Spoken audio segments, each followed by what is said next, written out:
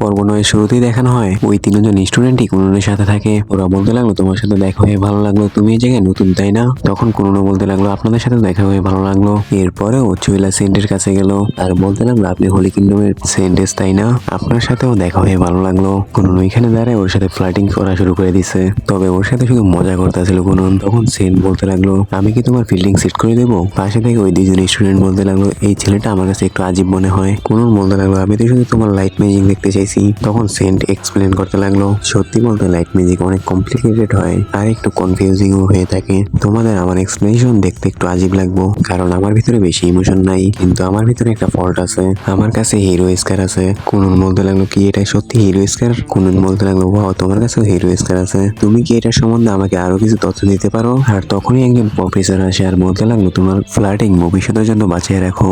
Professor বলতে লাগলো আমার নাম হলো প্রফেসর সফট ক্রিকেট, আমি একজন টিচার জুরাসিক স্কুল অফ ম্যাজিকের, আর এ হলো আমার অ্যাসিস্ট্যান্ট সফি। এরপরে প্রফেসর বলতে লাগলো তোমাদের এক্সাম দেওয়ার দরকার নেই, তোমরা সবাই পাস করছো। সামনে থেকে ওরা বলতে লাগলো আমরা কষ্ট করে পড়ালেখা করছি এক্সাম দেওয়ার জন্য। তখন প্রফেসর বলতে লাগলো আমি তোমাদের এক্সাম তো নিব, তবে আমি আপনাদের আগে বলে রাখি এই জুরাসিক স্কুল অফ ম্যাজিকের 3টা কোর্স হয়ে থাকে, যার মধ্যে প্রথমটা হলো ফান্ডামেন্টাল, আর সেকেন্ড কোর্সে আপনারা আপনাদের ম্যাজিককে আরো বেশি উজাগার করতে পারবেন, আর তৃতীয়টা হলো সবচেয়ে পারফেক্ট লেভেল যেটা টপ প্লেয়ার সরসারারদের জন্য বানানো হয়েছে। যদি আপনি ওইখানে পৌঁছে যান তাহলে আপনি আপনার রিসার্চকে বইতে লেখা পাবলিশও করতে পারবেন, আপনি নিউ স্পেল বানাতে পারবেন, রিসার্চ করতে পারবেন, আরো অনেক কিছু করতে পারবেন যেটা আপনি চাইবেন। কিন্তু এই জায়গায় যাওয়াটা এতটা সহজ না, এই জায়গায় শুধু যেতে পারছে হাই লেভেল সরসারাররাই, আর এইখান থেকে গ্রাজুয়েশন করাটা আপনাদের জন্য ইম্পসিবল মতো হবে, তাই তোমাদের কোর্সকে চিন্তা ভাবনা করে চুজ করবা। এরপরে ও আরো বলতে লাগলো এখন আপনাদের ম্যাজিক্যাল টেস্ট হবে, এইখানে আপনাদের ম্যাজিক দেখাইতে হবে।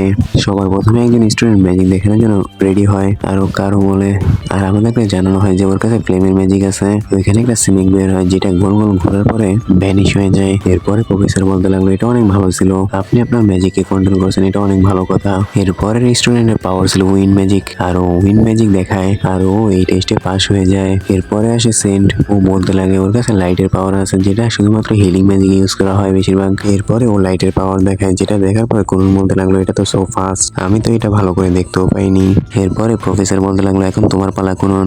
তখন কুনন এসে বলতে লাগলো আমার নাম হচ্ছে কুনন গুরিয়ন, আমার কাছে ওয়াটার ক্রেস্ট আছে 2 স্টারের, আর আমি এখন শুধু 2টা স্পেল ইউজ করবো। তখন প্রফেসর বলতে লাগলো আপনার 2 স্টার অনেকটাই কম, সত্যি বলতে এটা আপনার গ্রাজুয়েশনের প্রবলেম করবে, কিন্তু আপনার জন্য আমার কাছে 2 জায়গা থেকে রিকমেন্ডেশন আসছে, একটা তো হিগলুয়া থেকে আর একটা হচ্ছে গ্র্যান্ড মাস্টার লগিয়ন থেকে। তখন কুনন বুঝে যায় যে কুননের মাস্টার এবং গ্রাজুয়েশনের জন্য রিকমেন্ডেশন দিছে। প্রফেসর বলতে লাগলো আপনার মাস্টার জিওনলি বলছিল আপনার টেস্ট একটু হার্ড রাখার জন্য।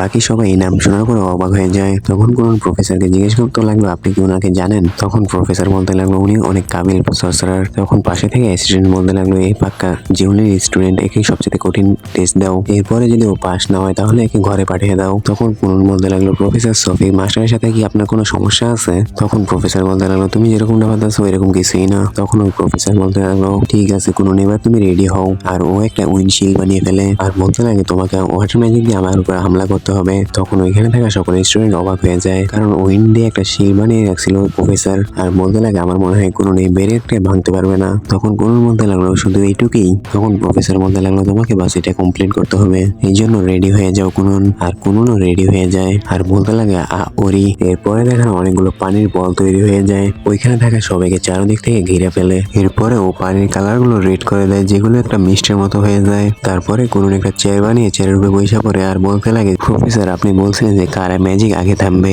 কথা এইটা হয়েছে নাকি কোনো টাইম লিমিট আছে? সেই দিক বিবেচনা করলে 2 দিন আমার জন্য ঠিক আছে, আমি 2 দিন পর্যন্ত এখানে বসে থাকতে পারবো। আর মনে হয় না আপনার ম্যাজিক এতদিন থাকবে কারণ আপনার এটার ভিতরে বেশি এফার্ট করে। তখন প্রফেসর বলতে লাগলো আমি তো এরকমটা চিন্তাই করি নাই, সবসময় ম্যাজিকের শক্তি দিয়ে ইউজ করা হয়, যদি বুদ্ধি দিয়ে ইউজ করা হইতো তাহলে 100% ম্যাচ জিতে যাইবো। প্রফেসর বলতে লাগলো ঠিক আছে কুনন আমি হার মানতেছি, তুমি জিতে গেছো। কুনন খুশি হয়ে যায় আর নিজের ম্যাজিক বন্ধ করে দেয়। এরপরে সিনে আমাদেরকে ওদের ইন্টারভিউ সেশন দেখানো হয় যেখানে কুনন শুধু সেন্টের সাথে কথা বলতে চাইতেছিল আর ওর ম্যাজিকের সম্বন্ধে জিজ্ঞেস করতে লাগলো। তখন প্রফেসর কুননকে বলতে লাগলো কুনন আমি আশা করবো আপনি বেশি কাউকে ডিস্টার্ব করবেন না, আর কুনন শান্ত হয়ে বসে পড়ে।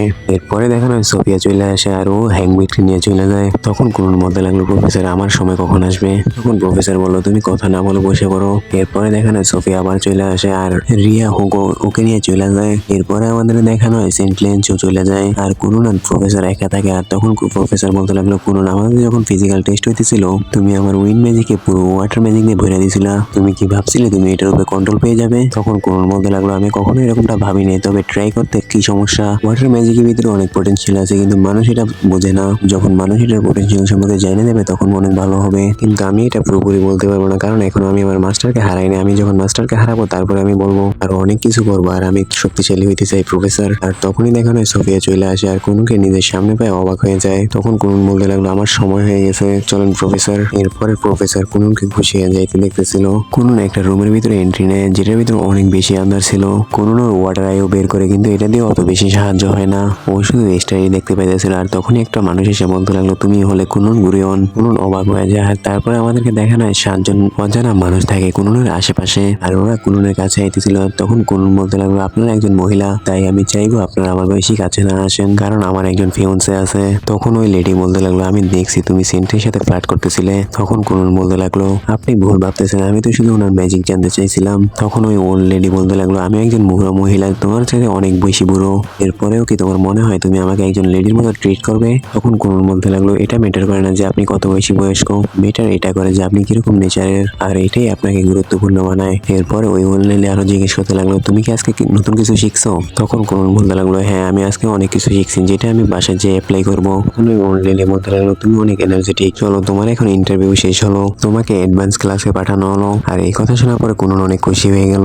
তখন ওই ওল্ড লেডি আরো বলতে লাগলো আমি তো আমার নাম বলতে ভুলেই গেছি, আমার নাম হলো গ্রে রোবা, তুমি আমাকে গ্রে বলাতে পারবে? লাগলো ঠিক আছে আমি এখন যাই। আর ও এখান থেকে চলে গেল। তখন গ্রে বলতে লাগলো জানি না কেন ও অনেক এনার্জেটিক মনে হয়, এখন দেখি এই বছর কি হয়। এরপরে দেখা নাই কোন বাইরে চলে আসে, যেখানে রিকো ওর জন্যই ওয়েট করতেছিল। আর ওরা দুজন খুশি হয়ে এখান থেকে চলে যায়। অন্যদিকে আমাদেরকে প্রফেসরকে দেখানো হয়, যে বলতেছে আমি অনেক বেশি আশা করতেছি। তো হ্যালো বন্ধুরা, আজকের জন্য এই পর্যন্তই, দেখা হবে নেক্সট এপিসোডে। আর আমার স্বাস্থ্য একটু খারাপ, যার কারণে ভয়েসে একটু গন্ডগোল হইতে পারে, এর জন্য আই এম সো